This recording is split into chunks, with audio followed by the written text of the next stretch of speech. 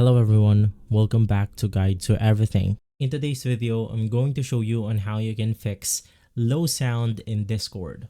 So the first thing that you want to check is to navigate through your system tray, and from here you then want to click on your speaker or earphones.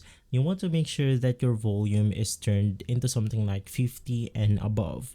And still, if your Discord is on low volume, you can just right click on the volume icon right here, click on open volume mixer, and you want to make sure that the Discord application is turned similarly into your main speaker right here.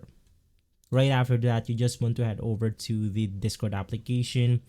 Now from here you then want to click on a specific user, and right after that you will be able to see a volume knob once again on the pop-up menu.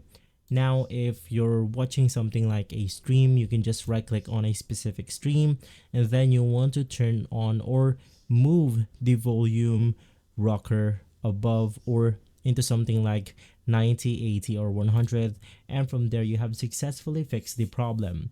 If this video has been helpful, leave a like, subscribe, and follow Guide to Everything for more videos like this. Thanks for watching.